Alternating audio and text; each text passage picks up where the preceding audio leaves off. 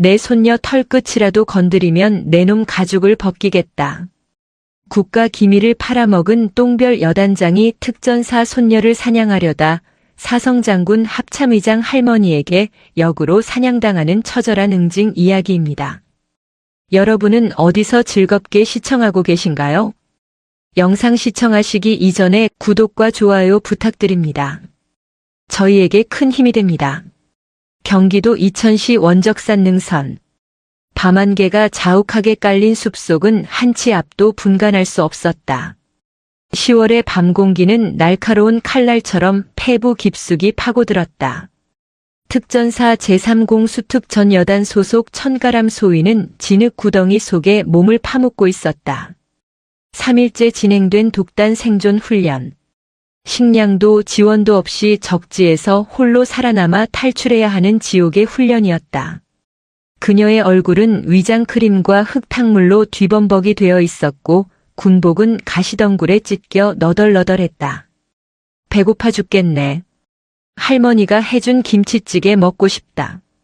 천가람은 입안에 고인 쓴물을 삼키며 나침반을 확인했다.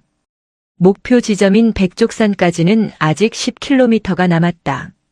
그녀는 할머니 천명심 합참의장의 얼굴을 떠올리며 군화끈을 조염했다.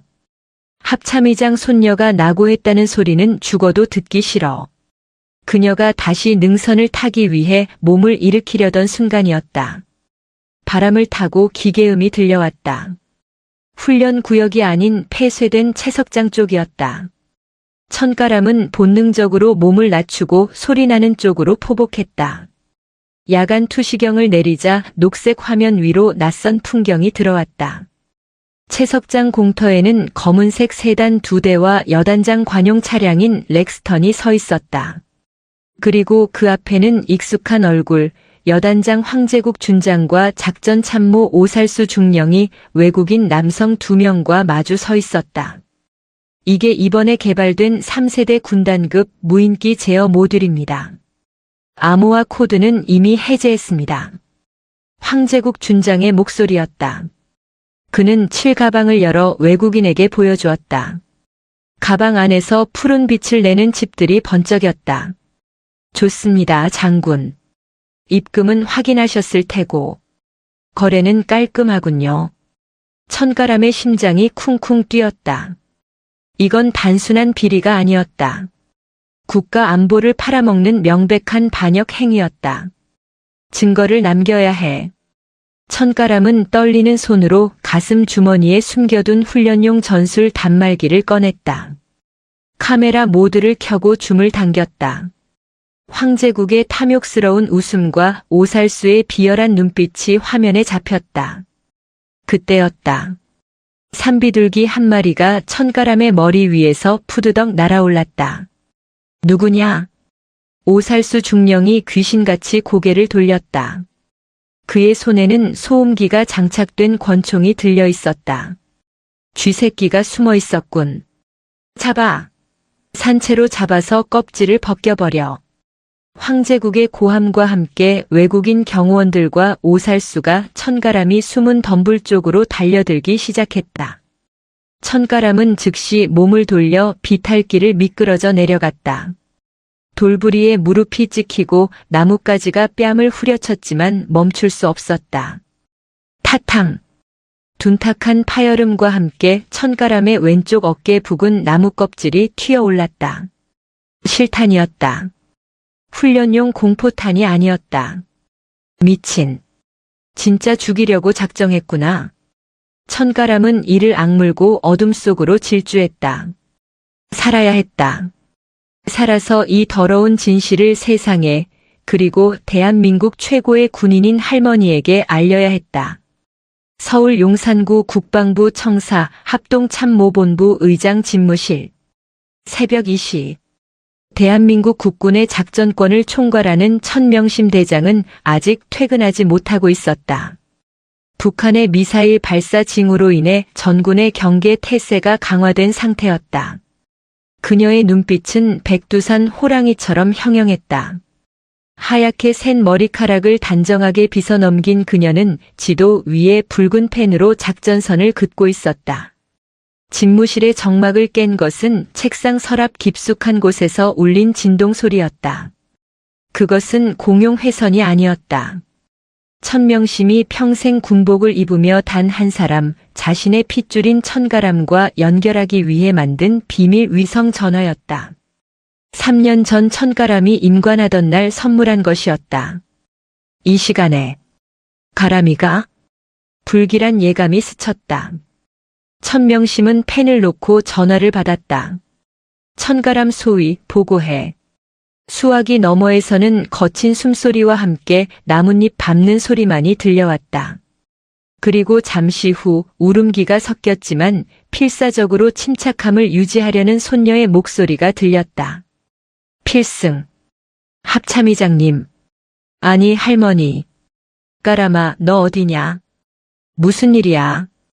이천원적산. 3포스트 인근입니다. 황제국 여단장이 군사 기밀을 팔아넘기는 걸 목격했습니다. 지금 오살수 중령과 사병들이 저를 쫓고 있습니다. 실탄을 쏘고 있습니다. 천명심의 손이 부르르 떨렸다. 그러나 목소리는 더욱 차분해졌다. 부상당했나? 허벅지에 관통상을 입었습니다. 지혈은 했는데 포위망이 좁혀옵니다. 배터리가 5% 남았습니다.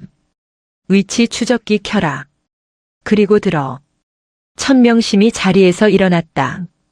그녀의 그림자가 집무실 벽을 거대하게 덮었다. 지금부터 너는 소위가 아니다. 내 손녀 천가람이다. 훈련이고 나발이고 다 필요 없다. 무조건 살아남아라. 수단과 방법을 가리지 말고 살아. 할미가 지금 간다. 할머니. 보고 싶습니다. 뚜뚜뚜. 전화가 끊겼다. 천명심은 전화기를 내려놓고 인터폰 버튼을 눌렀다. 비서실장. 당장 내 헬기 띄워. 그리고 수도방위사령부 특임대와 정보사령부 요원들 비상 소집해. 의장님. 지금 국방장관님 주재 회의가 예정되어 있습니다. 그리고 병력을 이동시키려면 절차? 천명심이 책상을 주먹으로 내리쳤다. 쾅 소리가 집무실을 뒤흔들었다. 내 새끼가 대한민국 장교가 반역자 놈들에게 사냥당하고 있다. 장관, 대통령이 와도 못 막아. 지금 당장 내 명령 안 들으면 자네부터 군복 벗길 줄 알아. 천명심은 벽에 걸린 정복 상의를 거칠게 낚아챘다. 어깨에 별 4개가 번쩍였다. 평생을 원칙주의자로 살아온 그녀였지만 핏줄의 위기 앞에서는 야수와 다를 바 없었다. 황제국. 내 놈이 감히 내 영린을 건드려? 내 손으로 내 놈 가죽을 벗겨 깃발로 꽂아주마. 합참의장실의 문이 박살날 듯 열리고 천명심이 복도로 뛰쳐나갔다. 복도에 있던 당직 장교들이 놀라 경례를 했지만 그녀의 눈에는 아무것도 보이지 않았다. 오직 이천의 붉은 산만이 보일 뿐이었다. 이천 언적산 계곡. 천가람은 바위 틈에 몸을 숨기고 거친 숨을 몰아쉬었다. 허벅지에서 흐르는 피가 군복 바지를 검게 적시고 있었다. 그녀는 지혈대 대신 군화끈을 풀어 허벅지를 꽉 묶었다. 고통에 눈앞이 번쩍였지만 비명은 지르지 않았다. 도간에 든 쥐다. 조명탄 쏴. 오살수의 목소리가 계곡 아래에서 들렸다. 펑. 슈. 하늘에서 붉은 조명탄이 터지며 산 전체를 대낮처럼 밝혔다. 여단 병력이 산을 에워싸고 좁혀오고 있었다. 황제국 여단장은 부대 무전망을 통해 거짓 방송을 내보내고 있었다. 전 병력에 알린다. 11대대 일중대장 천가람 소위가 훈련 스트레스로 인한 정신 착란을 일으켜 실탄을 탈취, 무장 탈영했다. 발견 즉시 사살해도 좋다. 반복한다. 발견 즉시 사살하라. 정신 착란. 시나리오 한번 더럽게 쓰네. 천가람은 입술을 깨물었다. 동료들이 자신을 향해 총구를 겨누게 만든 것이다. 이제 그녀를 믿어줄 사람은 아무도 없었다. 단 한 사람 지금 헬기를 타고 오고 있을 할머니를 제외하고는 여기서 잡히면 개죽음이다. 시간을 벌어야 해.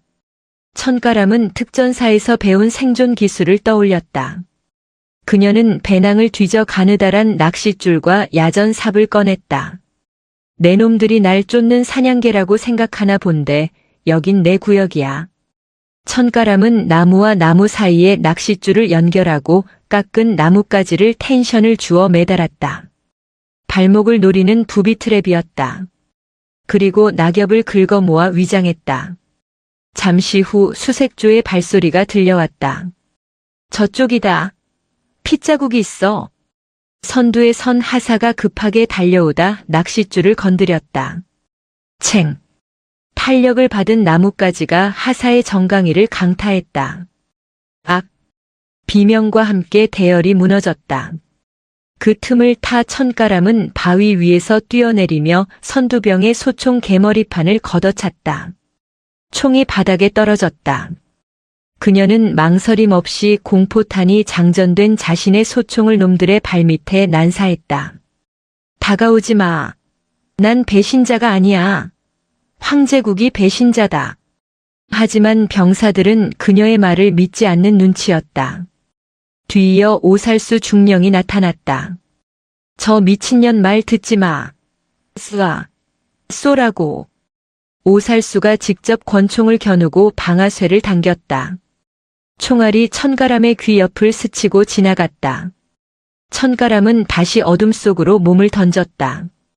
그때 밤하늘을 찢는 듯한 굉음이 들려왔다. 두두두두두두. 일반적인 기동 헬기가 아니었다. 육중하고 거대한 소리. 대한민국 육군이 보유한 가장 강력한 헬기 UH-의육식 블랙호크 편대가 원적산 상공에 나타났다. 헬기 측면에는 합참의장을 상징하는 성판별 4개 마크가 선명하게 찍혀 있었다. 확성기를 통해 천명심 대장의 목소리가 산 전체를 뒤흔들었다. 여기는 합동참모의장 천명심 대장이다. 제3공수특전여단 전 병력 현 위치에서 동작 그만. 내 명령 없이 움직이는 자는 그 즉시 반란군으로 간주하여 사살한다. 산속의 총성이 뚝 끊겼다. 오살수 중령의 얼굴이 하얗게 질렸다. 하늘에는 공격 헬기가 기관포를 겨누고 있었고 지상에는 천가람이 피투성이가 된 채 씩 웃고 있었다. 꺼봐. 우리 할머니 성질 더럽다고 했잖아. 천가람은 정신을 잃고 쓰러졌다. 하늘에서 별이 내려오고 있었다. 가장 뜨겁고 가장 무서운 별이. 경기도 이천시 마장면 제3공수특전여단 연병장. 새벽 3시 15분. 이천의 밤하늘이 찢어지는 듯한 굉음으로 뒤덮였다. 단순한 헬기 소리가 아니었다. 그것은 거대한 폭풍의 전조였다.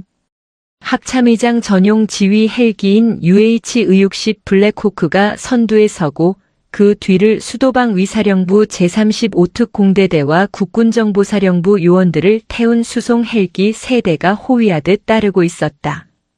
제3공수특전여단 일명 비호부대. 대한민국 최정예 특수부대라는 자부심이 서린 이곳 연병장에 지금껏 본 적 없는 살벌한 기류가 휘몰아쳤다. 이게 무슨 일이야? 전쟁 났어? 합참의장 헬기잖아. 당직 사령 어디 갔어? 비상 벨소리에 뛰쳐나온 당직 근무자들은 혼비백산했다. 헬기의 하강풍이 연병장의 모래바람을 일으켜 시야를 가렸다.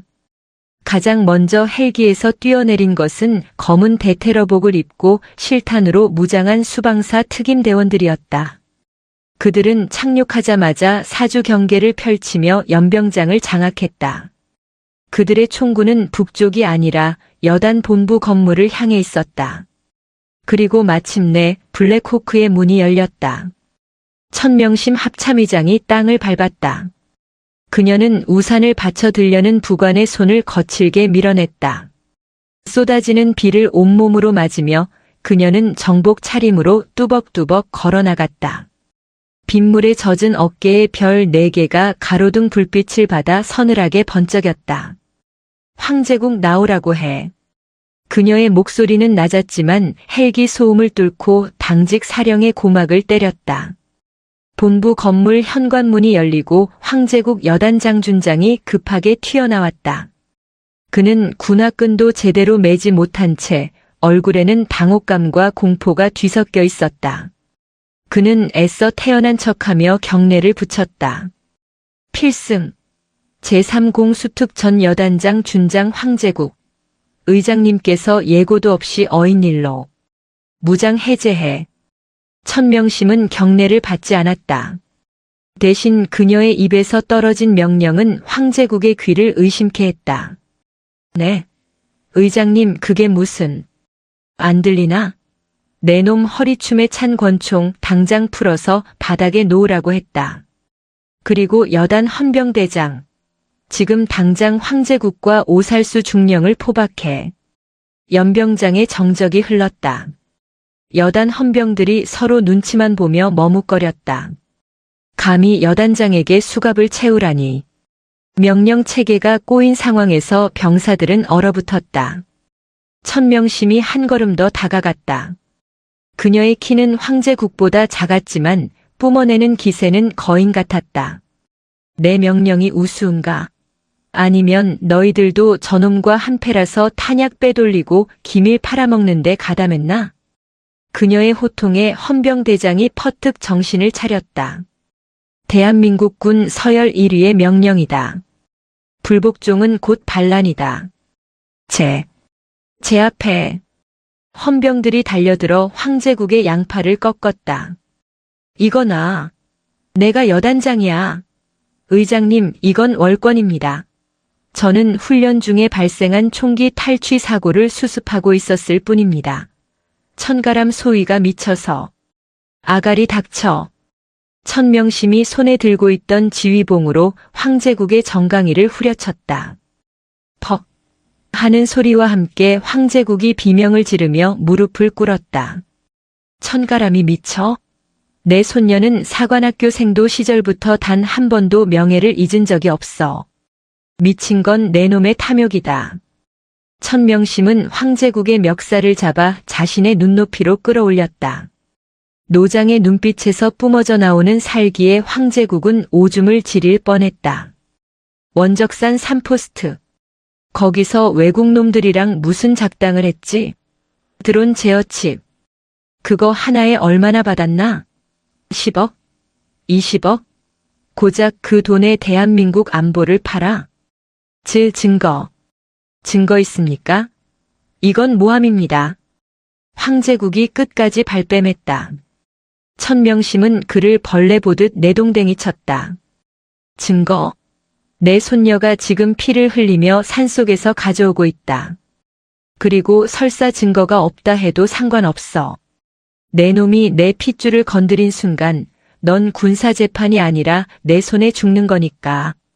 천명심은 뒤에 선 수방사 대장에게 손짓했다. 여단 본부 폐쇄해. 서버실 문서고 여단장실 전부 압수수색해. 종이 쪼가리 하나라도 밖으로 나가면 안 된다. 그리고 오살수 그 사냥개 새끼 위치 파악됐나? 현재 원적산 7부 능선에서 천가람 소위와 대치 중인 것으로 파악됩니다. 특임대 저격수들이 이동 중입니다. 천명심은 젖은 머리카락을 쓸어 넘기며 하늘을 올려다보았다. 비구름 사이로 희미하게 달빛이 보였다. 까라마 조금만 버텨라. 할미가 이 늑대 굴을 다 태워버리고 갈 테니까. 그녀는 황제국이 짓밟고 있던 연병장의 흙을 군화발로 비벼 껐다. 비호부대의 호랑이는 오늘 진짜 주인을 만나 이빨이 뽑히고 있었다. 제3공 수특 전 여단 본부 지하 2층 전술 지휘 통제실 TOC 인근 기계실. 지상의 소란이 폭풍 같다면 지하는 숨막히는 침묵의 전쟁터였다. 3여단 주임원사 마석두. 그는 30년을 특전사에서만 복무한 살아있는 전설이었다. 특전사 흉장보다 더 많은 흉터가 그의 몸에 새겨져 있었다. 그는 천명심 의장이 소위였던 시절 그녀의 소대 선임하사였다. 천가람 소위가 임관했을 때 남몰래 그녀의 군화에 깔창을 넣어준 것도 그였다. 마석두는 지금 어둠 속에서 숨을 죽이고 있었다. 그의 눈앞에는 여단 본부 서버실로 연결되는 환기구가 있었다. 그는 좁은 통로를 뱀처럼 기어갔다. 손에는 몽키 스패너 하나와 천명심 의장이 미리 보내준 암호 해독 USB가 들려 있었다. 황제국 이 쥐새끼. 기어이 사다를 내는구나. 황제국은 치밀했다. 그는 지상의 소란을 틈타 자신의 신복인 정보과장 소령에게 서버실의 데이터를 삭제하고 물리적으로 파괴하라는 코드 제로 명령을 내린 상태였다. 만약 그 데이터가 사라지면 황제국의 군납 비리 증거는 영영 사라질 수도 있었다. 마석두가 환기구 덮개를 조심스럽게 열었다. 서버실 안에는 정보과장과 부사관 2명이 하드디스크를 꺼내 드릴로 뚫고 있었다. 빨리 해. 의장님 들이닥쳤어. 이거 들키면 우리 다 죽어. 과장님, 근데 이거 진짜 다 없애도 됩니까? 로그 기록이. 야, 로그가 문제야? 물리적으로 가루를 만들라니까. 마석두는 환기구에서 뛰어내렸다. 쿵 소리와 함께 100kg의 거구가 바닥에 착지했다. 누구야? 정보과장이 놀라 뒤를 돌아보았다. 마석두는 먼지를 털며 일어났다. 새벽부터 공사하십니까? 시끄러워서 잠을 못 자겠네. 주임원사님? 여기가 어디라고 들어옵니까? 당장 나가세요. 정보과장이 허리춤에 권총에 손을 댔다. 하지만 마석두가 더 빨랐다. 그는 손에 들고 있던 몽키 스패너를 던지는 척하며 순식간에 거리를 좁혔다. 어린 놈의 새끼가 어른 앞에서 쇠붙이 만지는 거 아니다. 마석두의 거친 손바닥이 정보과장의 손목을 쳐냈다. 권총이 바닥을 미끄러져 구석으로 날아갔다. 부사관 2명이 달려들었지만 마석두는 특전무술 교관 출신이었다. 그는 달려오는 중사의 턱을 팔꿈치로 가격하고 동시에 다리를 걸어 넘어뜨렸다. 다른 하사가 주먹을 휘두르자 고개를 살짝 숙여 피한 뒤 명치에 묵직한 보디블로를 꽂아 넣었다. 순식간에 3명이 제압당했다. 마석두는 쓰러진 정보과장의 멱살을 잡았다. 너희들이 뚫고 있던 그 하드디스크. 거기에 우리 소위님 억울함 풀어줄 내용 들어있지? 이거 놓으십시오. 원사님이라도 군사법원 갑니다. 군사법원? 좋지. 근데 나는 가더라도 혼자는 안 가. 마석두는 정보과장을 기절시킨 뒤 드릴로 뚫리기 직전에 메인 서버 하드디스크를 뽑아냈다. 그리고 천명심 의장이 준 USB를 꽂아 백업 데이터를 복사하기 시작했다. 그때 서버실 문이 열리고 완전 군장을 한 오살수 중령의 직속 부하들, 일명 그림자 팀 넷이 들이닥쳤다. 그들은 황제국의 사병이나 다름없는 특수 요원들이었다. 손에는 대검이 들려 있었다. 마 원사님. 좋은 말로 할 때 그거 내려놓고 비키시죠. 마석두는 씩 웃었다. 입안이 터져 피맛이 났다. 그는 하드디스크를 방탄조끼 안에 집어넣고 스패너를 고쳐 잡았다. 오살순의 개들이구나. 잘 됐다. 몸이 좀 찌뿌둥했는데. 죽여. 4명이 동시에 달려들었다. 좁은 서버실에서 피 튀기는 육박전이 벌어졌다. 칼날이 마석두의 팔뚝을 그었다. 전투복이 찢어지고 붉은 선혈이 솟구쳤다. 하지만 마석두는 비명 대신 기합을 질렀다. 으라차. 그는 스패너로 한 놈의 어깨뼈를 부수고 달려드는 놈의 머리를 박치기로 받아버렸다. 노장의 투혼이었다. 30년 군 생활의 자존심이었다. 내 새끼 같은 소대장을 지키기 위해 그는 늙은 몸을 불사르고 있었다. 소위님, 조금만 기다리십시오. 이 늙은이가 증거 목숨 걸고 지킵니다.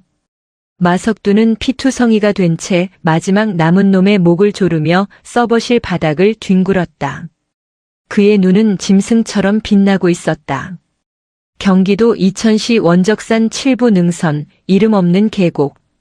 빗줄기는 폭우로 변해 있었다. 천가람 소위는 바위 틈에 끼인 채 의식이 흐려지고 있었다. 과다출혈로 인한 저체온증이 그녀의 생명을 갉아먹고 있었다. 할머니. 그녀는 환영을 보았다. 어린 시절 부모님 장례식장에서 울고 있는 자신을 안아주던 젊은 시절의 할머니. 울지 마라. 군인의 딸은 눈물도 삼키는 거다. 그렇게 말하면서도 정작 할머니의 등은 떨리고 있었다. 천가람은 눈을 번쩍 떴다. 여기서 죽을 수 없었다. 내 주머니 속에 있는 이 휴대폰, 그 안에 담긴 역적들의 얼굴. 이걸 전해야 했다. 그녀의 머리 위로 헬기 소리가 들렸다. 할머니의 목소리가 확성기를 통해 들려왔지만 그녀는 소리칠 힘이 없었다. 여기 있어요. 그때 오살수 중령이 나타났다. 그는 합참의장이 왔다는 소식에 이성을 잃고 있었다. 자신이 살 길은 유일한 증인인 천가람을 없애고 자살로 위장하는 것뿐이라고 판단했다. 오살수는 미친 듯이 수풀을 헤치며 다가왔다. 그의 손에는 대검이 들려 있었다. 총을 쏘면 소리가 나니 조용히 처리하려는 속셈이었다. 천가람, 나와. 어차피 넌 여기서 죽어. 천가람은 숨을 죽였다. 그녀의 손에 잡히는 건 돌멩이 하나와 부러진 나뭇가지뿐이었다. 마지막 기회다. 오살수가 천가람이 숨은 바위 뒤로 다가왔다. 그의 군화발이 천가람의 눈앞에 보였다. 천가람은 마지막 남은 힘을 짜내어 부러진 나뭇가지의 뾰족한 끝을 오살수의 발목 틈새 군화와 바지 사이를 향해 힘껏 찔러 넣었다. 아! 오살수가 비명을 지르며 주춤했다. 그 틈을 타 천가람이 바위 뒤에서 튀어올랐다. 그녀는 돌멩이를 쥔 주먹으로 오살수의 턱을 가격했다. 하지만 체급 차이와 부상 때문에 타격은 약했다. 오살수는 금세 중심을 잡고 천가람의 목을 졸랐다. 이 독한 년이. 죽어. 죽으라고. 천가람의 시야가 검게 물들었다. 숨이 막혀왔다. 빗물인지 눈물인지 모를 것이 뺨을 타고 흘렀다. 할머니. 죄송해요. 의식이 끊어지려는 찰나, 탕. 단발의 총성이 숲을 갈랐다. 오살수의 어깨가 뒤로 젖혀지며 천가람을 놓쳤다. 붉은 피가 오살수의 어깨에서 뿜어져 나왔다. 천가람이 쿨럭거리며 고개를 들었다. 저 멀리 헬기 레페를 타고 내려온 검은 그림자. 수방사 특임대 저격수였다. 그리고 그 뒤로 흙탕물을 튀기며 달려오는 작은 거인. 손대지 마. 천명심이었다. 60대 후반의 나이가 믿기지 않는 속도로 비탈길을 달려온 그녀는 고통에 몸부림치는 오살수에게 다가갔다. 오살수가 품에서 권총을 꺼내려 했다. 하지만 천명심이 더 빨랐다. 그녀는 신고 있던 전투화 발로 오살수의 손목을 짓밟았다. 으드득 뼈가 부러지는 소리가 났다. 으악! 감히 내 앞에서 무기를 들어. 천명심은 오살수의 멱살을 잡아 일으켰다. 그리고 주저없이 박치기를 날렸다. 퍽! 오살수의 코가 주저앉았다. 천명심은 쓰러진 오살수를 쳐다보지도 않고 천가람에게 달려갔다. 가람아! 천명심이 피투성이가 된 손녀를 와락 껴안았다. 차가운 빗물 속에서도 할머니의 품은 용광로처럼 뜨거웠다. 할머니, 늦게 오셨잖아요. 천가람이 피 섞인 미소를 지으며 속삭였다. 그리고 떨리는 손으로 가슴 주머니에서 휴대폰을 꺼내 할머니의 손에 쥐어주었다. 이거 황제국 목칠 칼입니다. 그래 안다. 고생했다. 내 새끼 정말 고생했어. 천명심의 눈에서 참았던 눈물이 터져 나왔다. 그녀는 손녀를 안고 하늘을 향해 포효했다. 의무관, 헬기 내려. 당장 이송해. 죽으면 다 죽여버릴 거야. 블랙호크가 지면 가까이 내려왔다. 거센 바람이 모녀를 감쌌다. 천가람은 몽롱한 의식 속에서 할머니의 어깨에 기대어 생각했다. 아, 이제 살았다. 우리 할머니. 진짜 새네. 천가람이 실려가고 천명심은 피 묻은 휴대폰을 주머니에 넣었다. 그녀의 눈빛은 이제 슬픔이 아니었다. 그것은 모든 것을 태워버릴 파괴의 불꽃이었다. 황제국 오살수. 그리고 이 일에 연루된 똥별들. 천명심이 빗물에 젖은 얼굴을 닦아냈다. 지옥이 뭔지 보여주마. 경기도 과천시 국군방첩사령부구 기무사 지하조사실. 차가운 콘크리트 벽. 철제 책상 하나와 의자 2개. 그리고 천장 구석에 달린 붉은 점이 깜빡이는 CCTV. 이곳은 대한민국에서 가장 비밀스럽고 서늘한 곳, 방첩사령부의 특수조사실이었다. 새벽 5시. 밖에는 아직도 비가 내리고 있었지만 지하 벙커인 이곳은 시간의 흐름조차 멈춘 듯 고요했다. 조사실 의자에 손발이 묶인 채 앉아있는 남자는 오살수 중령이었다. 그의 코는 천명심 의장의 박치기에 주저앉아 붕대로 칭칭 감겨 있었고 손목은 짓밟혀 부목을 대고 있었다. 하지만 그의 눈빛은 아직 죽지 않았다. 그는 믿는 구석이 있었다. 자신의 주인인 황제국 여단장이 가진 정치적 인맥, 그리고 그 뒤에 숨어있는 거대한 방산 비리 카르텔을 믿었다. 합참의장이라도 별 수 없어. 증거. 그 계집애가 가져간 핸드폰 하나로는 부족해. 원본 데이터는 마석두 그 늙은이가 가져가기 전에 다 박살났을 테니까. 기익. 육중한 철문이 열리는 소리가 정적을 깼다. 군화 발소리가 또각또각 울려 퍼졌다. 들어온 사람은 헌병이나 수사관이 아니었다. 천명심 합참의장이었다.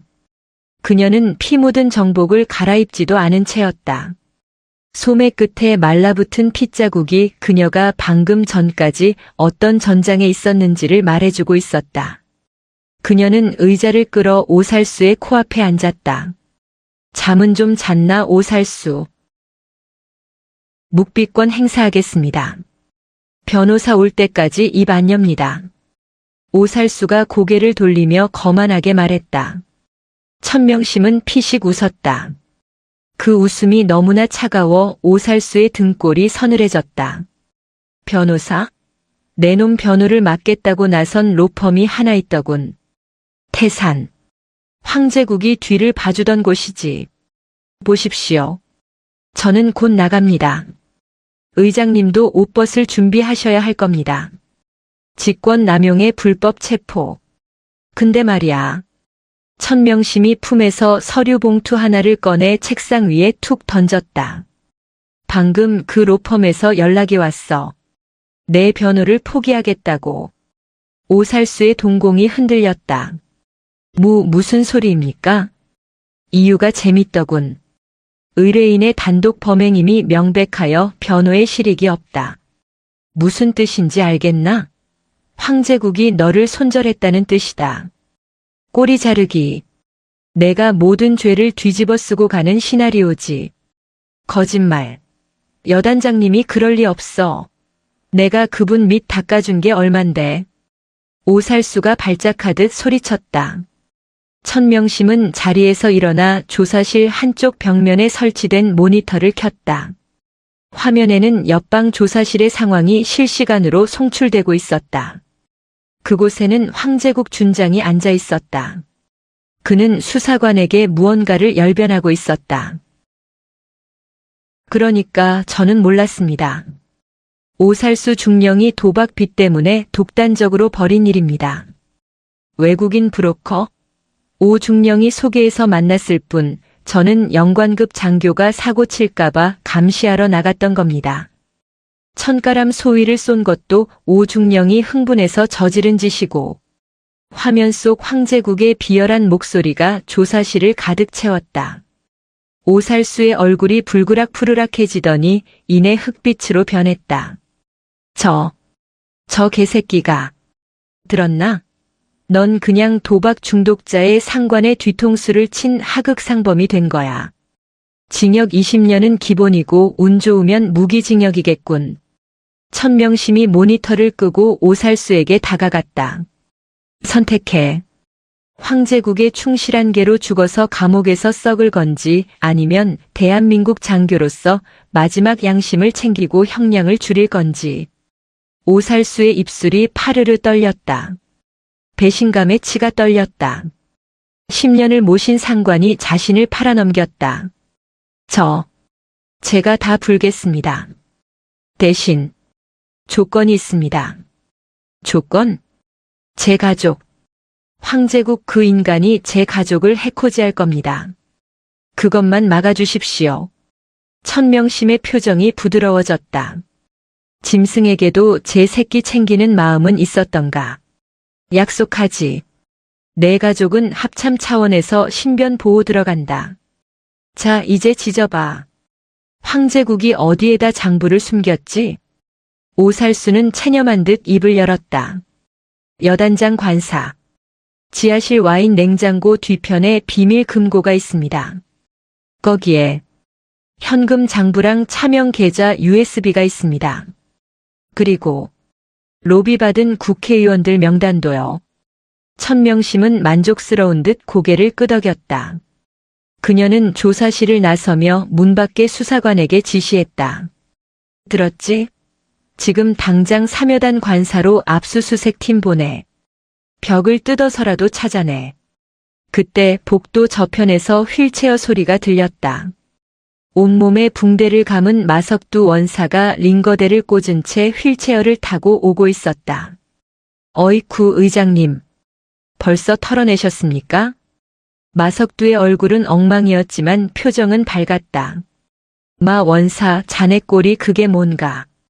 병원에 누워있으라니까. 누워있으면 몸에 가시가 돋아서요.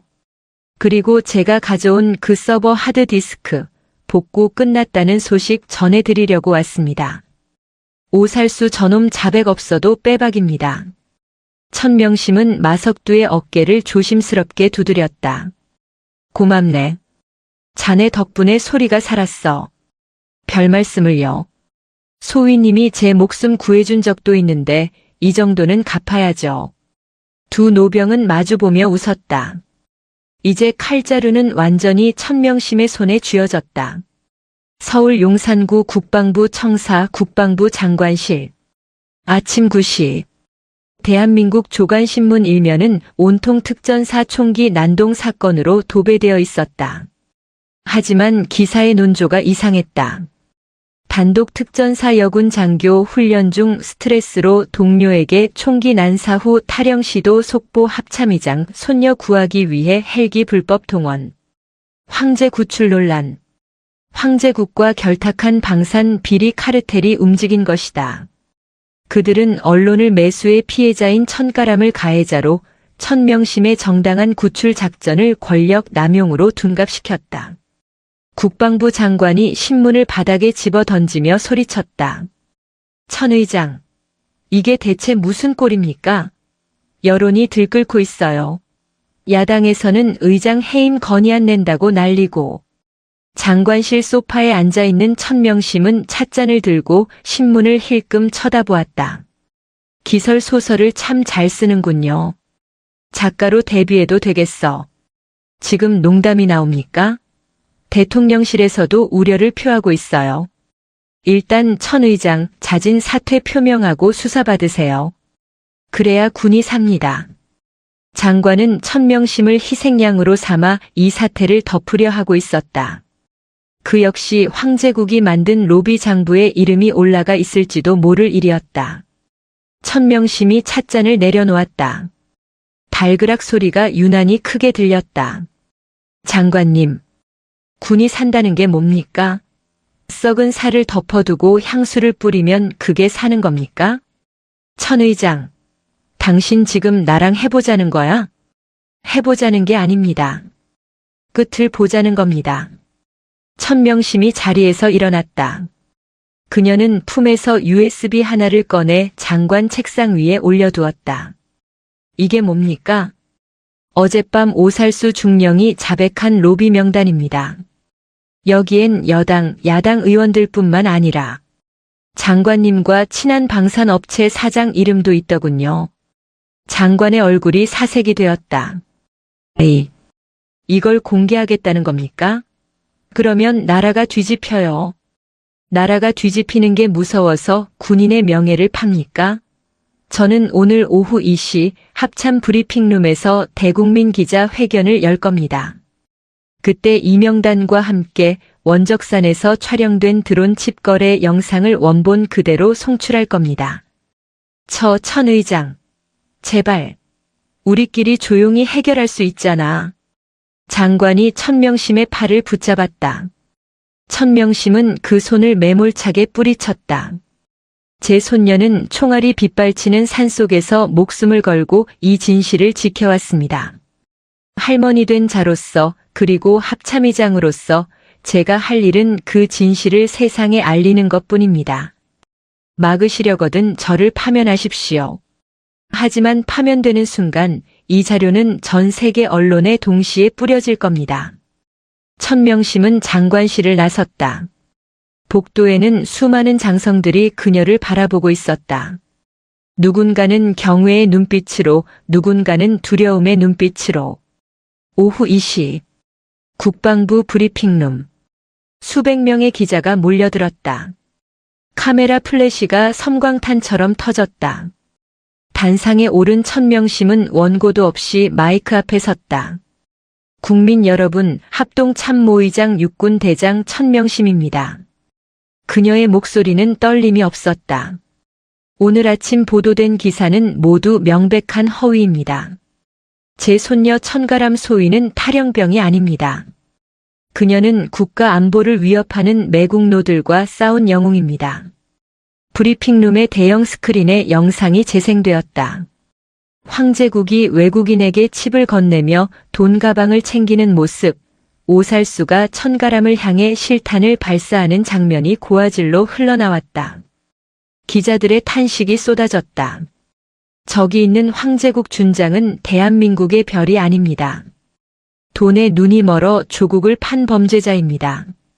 저는 오늘 이 시간부로 군 내부에 뿌리내린 이 거대한 악의 카르텔을 뿌리 뽑기 위해 제 모든 직을 걸고 전면전을 선포합니다. 천명심은 카메라를 똑바로 응시했다. 그것은 마치 화면 너머에 숨어있는 진짜 악당들을 노려보는 듯 했다. 숨지 마십시오. 도망가지 마십시오. 제가 끝까지 쫓아가서 법의 심판대에 세울 것입니다. 이상입니다. 그날 대한민국의 여론은 180도 뒤집혔다. 황제 구출은 영웅 구출이 되었고 천명심은 철의 여제에서 국민의 장군이 되었다. 경기도 성남시 국군수도병원 중환자실. 방송이 나가는 동안 천가람은 병상에 누워 그 장면을 보고 있었다. 그녀의 다리는 철심을 박는 대수술을 받았고 온몸은 멍투성이었다. 할머니, 멋있다. 천가람은 눈물을 흘리며 웃었다. 옆에서 간호하던 마석두 원사가 코를 훌쩍였다. 소위님, 의장님 진짜 대단하십니다. 저런 분 밑에서 군 생활한 게 제 인생 최대의 자랑입니다. 그때 병실 문이 열리고 헌병대 수사관들이 들어왔다. 천가람 소위님, 군사법원 증인 출석 요구서입니다. 일주일 뒤입니다. 몸이 불편하시면 서면으로 대체하셔도. 천가람이 힘겹게 몸을 일으켰다. 아니요. 갑니다. 내 발로 가서 그놈들 면상 보고 직접 말할 겁니다. 하지만 소위님, 지금 상태로는 무리입니다. 특전사는 안 되면 되게 합니다. 휠체어 태워주십시오. 천가람의 고집을 꺾을 수 있는 사람은 아무도 없었다. 일주일 후 용산 국방부 고등군사법원. 재판정은 긴장감으로 가득 차 있었다. 구속 기소된 황제국과 오살수 그리고 뇌물수수 혐의가 드러난 국방부 장관까지 피고인석에 앉아 있었다. 그들은 여전히 뻔뻔했다. 태산 로펌의 변호인단은 영상은 조작되었을 가능성이 있다. 함정 수사다라며 혐의를 부인하고 있었다. 다음 증인 입장하십시오. 법정 문이 열렸다. 전동 휠체어를 탄 천가람 소위가 들어왔다. 그녀는 환자복이 아닌 깨끗하게 다림질된 정복을 입고 있었다. 왼쪽 다리에는 깁스를 하고 있었지만 상체는 꼿꼿했다. 그녀의 뒤는 붕대를 감은 마석두 원사가 묵묵히 지키고 있었다. 방청석에 앉아있던 천명심 의장이 벌떡 일어났다. 손녀의 저 당당한 모습을 보라. 천가람은 증인 선서를 마치고 마이크를 잡았다. 증인, 피고인 황제국이 칩을 거래하는 것을 직접 목격했습니까? 그렇습니다. 피고인 측은 당시 증인이 훈련 스트레스로 환각을 봤다고 주장하는데요. 천가람이 황제국을 쏘아보았다. 황제국은 눈을 피했다. 저는 특수전 교육단 수석 졸업생입니다. 환각과 현실을 구분하지 못할 만큼 나약하게 훈련받지 않았습니다. 제가 본 것은 환각이 아니라 악마였습니다. 법정 안이 술렁였다. 국가가 저에게 준 계급장은 소위입니다. 가장 낮은 장교 계급입니다. 하지만 저는 그 계급장이 저기 앉아있는 장군의 별보다 가볍다고 생각하지 않습니다. 제 계급장에는 피와 땀 그리고 조국을 수호하겠다는 신성한 맹세가 담겨 있기 때문입니다. 천가람의 목소리가 울먹임으로 떨렸다. 저들은 그 맹세를 돈과 바꿨습니다. 제 부하들이 흘릴 피를 돈으로 환산했습니다. 그것이 제가 목숨을 걸고 산을 내려온 이유입니다. 저들을 용서하지 마십시오. 군복을 입을 자격이 없는 자들입니다. 천가람의 증언이 끝나자 방청석에서 박수가 터져 나왔다. 판사조차 감동한 표정이었다. 황제국이 발악하며 일어났다. 저건 다 쇼야. 할머니 믿고 까부는 거라고. 재판장님 속지 마십시오. 피고인 앉으세요. 그때 천가람이 휠체어에서 일어나려 했다. 마석두가 부축하려 하자 손을 저어 말렸다. 그녀는 깁스한 다리로 위태롭게 하지만 스스로 일어섰다. 그리고 방청석의 할머니 천명심을 향해 몸을 돌렸다. 그녀는 천천히 오른손을 들어 올려 눈썹 끝에 붙였다. 필승. 가장 완벽하고 절도 있는 경례였다. 천명심의 눈에서 눈물이 주르륵 흘러내렸다.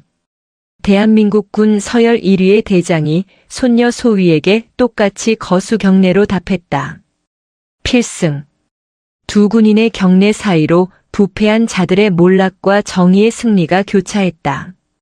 그것은 핏줄의 명령이자 별들의 진정한 전쟁의 끝을 알리는 신호탄이었다. 경기도 이천시 마장면 국도 42호선 우회도로. 재판이 진행 중이던 어느 밤 폭풍우가 몰아치고 있었다. 황제국 준장과 오살수 중령 그리고 사건에 연루된 민간 방산 브로커들을 태운 호송버스가 서울 구치소에서 이천 국군교도소로 이송되고 있었다. 황제국은 포승줄에 묶인 채 차창 밖을 노려보고 있었다. 그의 눈빛은 반성하는 죄인의 것이 아니었다. 굶주린 짐승의 눈이었다. 그는 자신의 숨겨둔 사병 조직인 비호 그림자 팀의 잔당들에게 이미 은밀한 신호를 보낸 상태였다. 이대로 끝낼 순 없어. 내 비밀 금고에 있는 무기명 채권만 챙기면 해외로 튈 수 있다. 버스가 인적이 드문 이천시 마장면 고갯길에 접어들었을 때였다. 쾅! 앞서가던 헌병 호송 차량이 굉음과 함께 공중으로 치솟았다. 도로 매설 폭발물이었다. 호송버스가 급정거하며 미끄러졌다. 도로 양옆 숲속에서 검은 복면을 쓴 괴한들이 튀어나왔다. 황제국이 심어둔 용병들이었다. 습격이다. 전원 사격 개시. 호송을 맡은 헌병들이 대응 사격을 했지만 중무장한 용병들의 화력에 밀렸다. 연막탄이 터지고 도로는 아수라장이 되었다. 장군님, 모시러 왔습니다. 복면을 쓴 사내가 버스 문을 폭파하고 들어와 황제국의 수갑을 절단기로 끊었다. 황제국은 씩 웃으며 옆에 있던 오살수의 수갑도 풀어주는 척하다가 오살수의 명치를 걷어찼다. 미안하다 살수야. 자리는 하나뿐이라서 넌 여기서 총알바지나 해라. 황제국은 오살수를 버리고 용병들과 함께 어둠 속으로 사라졌다. 오살수는 배신감에 피눈물을 흘리며 바닥을 기었다. 황제국 일당이 도주한 곳은 원적산 폐채석장 방향이었다. 그곳에 그들이 미리 준비해둔 도주용 헬기가 올 예정이었다. 하하. 천명심, 내년이 아무리 날고 기어도 내 손바닥 아니야. 황제국은 빗속을 달리며 광소를 터뜨렸다. 하지만 그는 모르고 있었다. 이 모든 상황을 천명심 합참의장이 내다보고 있었다는 것을. 채석장 공터에 도착한 황제국. 하지만 약속한 헬기는 보이지 않았다. 대신 칠흑 같은 어둠 속에서 수십 개의 헤드라이트가 동시에 켜졌다. 눈부신 빛 속에 드러난 것은 헬기가 아니었다. 대한민국 최정예 제707 특수임무단과 천명심 의장이 직접 지휘하는 합참 작전팀이었다. 그리고 그들의 한가운데 우산을 쓰지 않고 비를 맞으며 서 있는 백발의 노장 천명심이 있었다. 도망친 곳에 낙원은 없다. 황제국. 천명심의 목소리가 확성기를 타고 쩌렁쩌렁 울렸다. 천명심. 내년이 어떻게 해? 내 놈이 심어둔 첩자? 내가 그놈들 밥그릇 챙겨준 게 몇 년인데 나를 배신하겠나. 내 탈주 계획 처음부터 끝까지 내가 짠 판이었다. 황제국의 얼굴이 일그러졌다. 그는 용병들에게 소리쳤다. 쏴. 다 죽여버려. 하지만 용병들은 총을 버리고 손을 들었다. 그들의 머리 위에는 이미 저격수들의 레이저 포인터가 붉은 점을 찍고 있었다.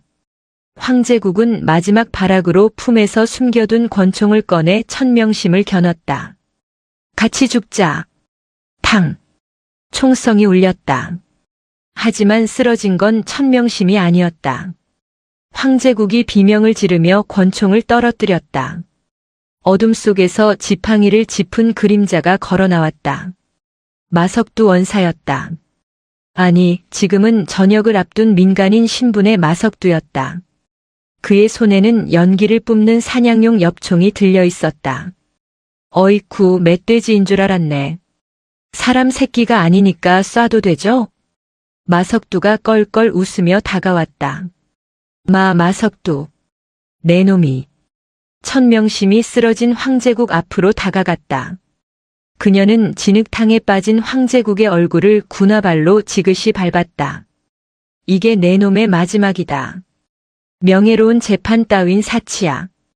넌 그냥 진흙 속에서 뒹구는 잡범으로 끝나는 거다.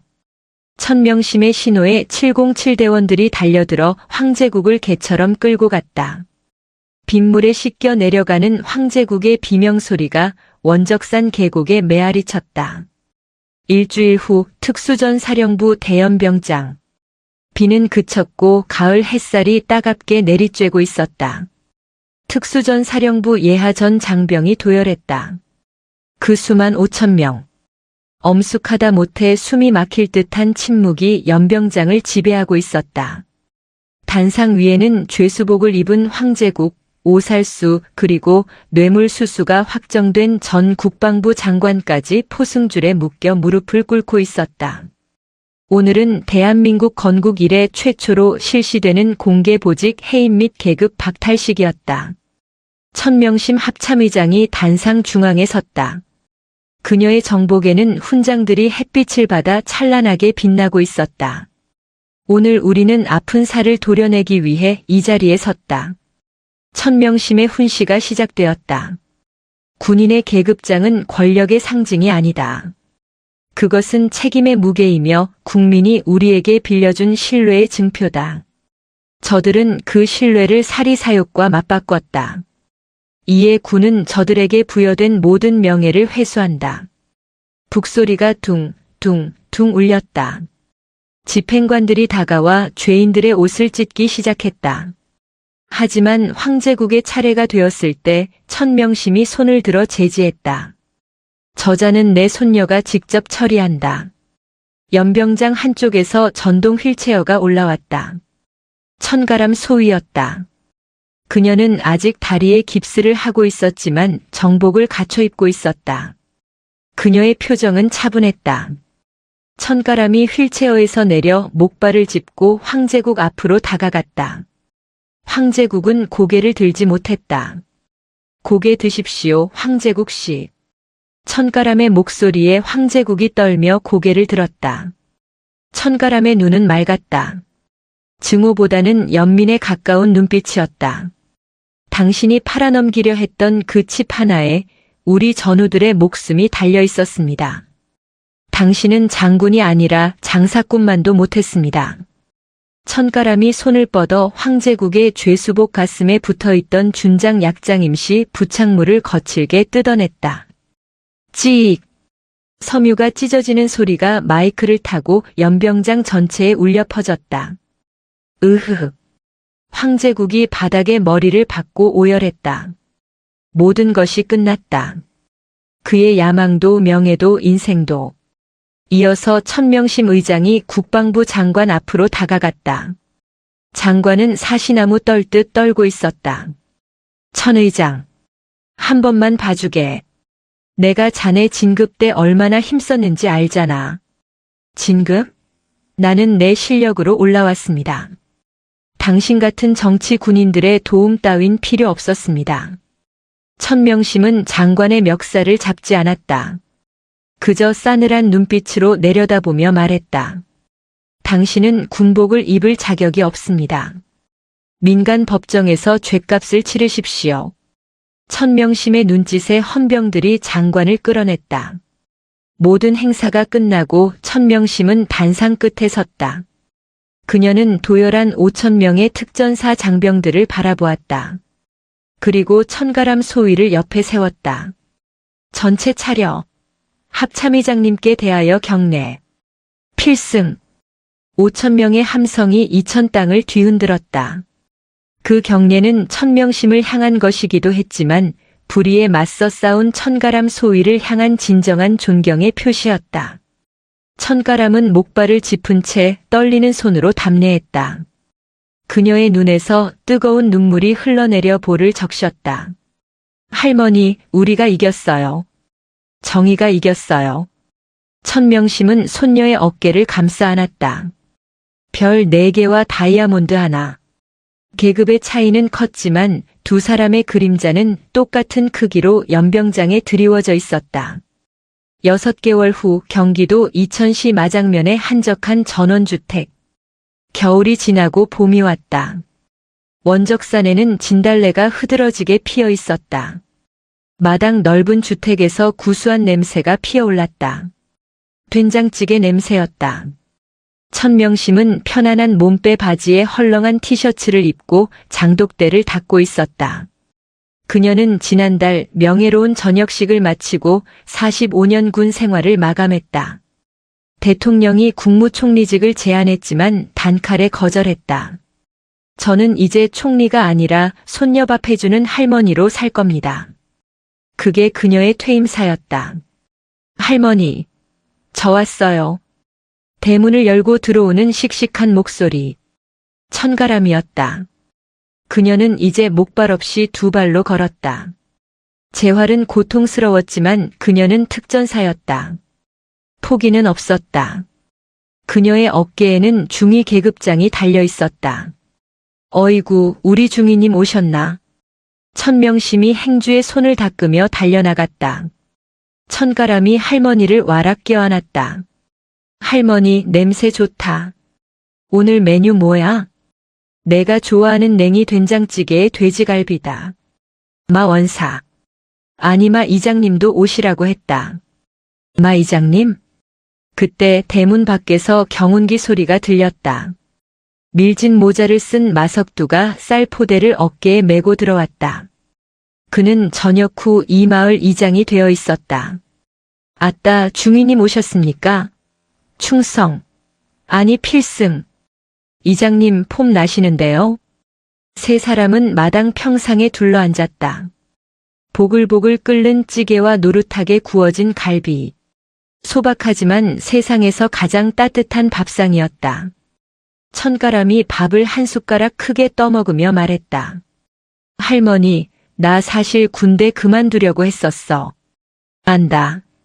너 힘든 거. 근데 이번 일 겪으면서 생각이 바뀌었어. 할머니처럼 되고 싶어졌어. 그냥 높은 사람이 아니라 진짜 군인.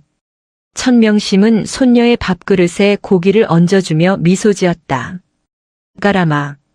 별은 하늘에 떠 있을 때보다 누군가의 길을 비춰줄 때 더 아름다운 법이다. 나는 평생 앞만 보고 달렸지만 이제야 옆이 보이는구나. 천명심은 마석두에게 소주 한 잔을 따라 주었다. 마 이장, 자네도 고생 많았네. 내 수발 드느라. 에이, 의장님 수발이 아니라 전우회죠, 전우회. 근데 의장님 이제 민간인이신데 말 좀 편하게 하십시오. 그럴까? 석두야, 한 잔 받아라. 푸하. 예, 누님. 세 사람의 웃음소리가 봄바람을 타고 담장을 넘어갔다. 천가람은 문득 하늘을 올려다보았다. 낮이라 별은 보이지 않았지만 그녀는 알고 있었다. 자신의 곁에 가장 크고 밝은 별이 항상 함께하고 있다는 것을. 할머니. 왜? 사랑해. 천명심의 눈가가 촉촉해졌다. 그녀는 쑥스러운 듯 헛기침을 했다. 밥이나 먹어. 식는다. 하지만 천가람은 보았다. 할머니의 밥그릇 위로 투둑 하고 떨어지는 맑은 물방울을.